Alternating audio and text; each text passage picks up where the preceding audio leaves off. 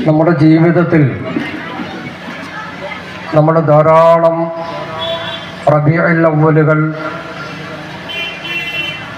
അവ്വലുകളിൽ നമ്മൾ കഴിഞ്ഞു പോയിട്ടുണ്ട്. നമ്മുടെ ആയുസ്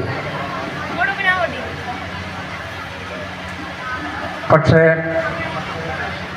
ആ സന്ദർഭങ്ങളിലൊക്കെ അള്ളാഹുവിൻ്റെ ഹബീബിനെ കുറിച്ച് ആ സദസ്സുകളിലൊക്കെ നാം കേൾക്കുകയും ആ ഹബീബായ നബി സല്ലല്ലാഹു അലൈഹി വസല്ലം തങ്ങളുടെ പരിചയപ്പെടുത്തുകയും നബി തങ്ങൾ സല്ലല്ലാഹു അലൈഹി വസല്ലം തങ്ങൾ നമ്മളോട് കാണിച്ച കരുണയെ സംബന്ധിച്ചുമൊക്കെ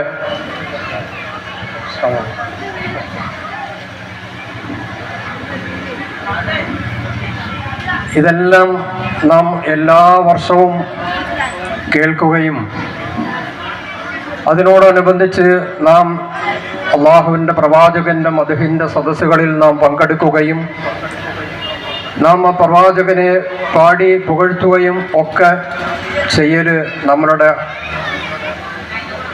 സാധാരണഗതിയിൽ നമ്മുടെ റബീഉൽ അവ്വലുകളിൽ നടന്നു വരുന്ന കാര്യങ്ങളാണ്. യഥാർത്ഥത്തിൽ നമ്മുടെ ജീവിതത്തിൽ വന്നിട്ടുള്ള ഈ റബീഉൽ അവ്വലുകളിലൊക്കെ ഓരോ റബീഉൽ അവ്വലുകളും നമ്മളിൽ നിന്നും കഴിഞ്ഞു പോകുമ്പോൾ നാം ഒന്ന് പരിചിന്തനം ചെയ്യേണ്ട നമ്മുടെ ഹൃദയത്തിൻ്റെ അവസ്ഥകളെ നാം ഒന്ന് പരിശോധിക്കേണ്ട സമയം കൂടിയാണ്.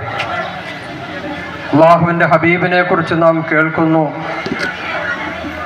ആ ഉമ്മത്തിനോട് കാണിച്ച കരുണയെ സംബന്ധിച്ച് നാം കേൾക്കുന്നു, നാം പഠിക്കുന്നു, അറിയുന്നു.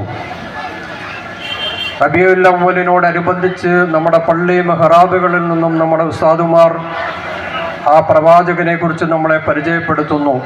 ഇതെല്ലാം നമ്മൾക്കുണ്ടാകുന്നുണ്ട്.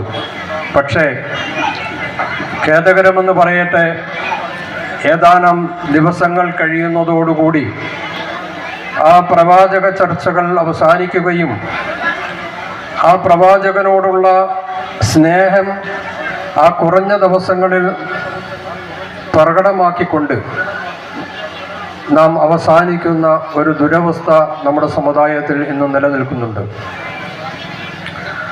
ഒരു മുഅ്മിനായ മനുഷ്യനെ സംബന്ധിച്ചിടത്തോളം അവൻ്റെ ഒരു നിമിഷവും പ്രവാചകൻ്റെ ഓർമ്മയിൽ നിന്നും വിസ്മൃതിയിലാകൽ അവനെ സംബന്ധിച്ചിടത്തോളം സാധിക്കാത്ത കാര്യമാണ്.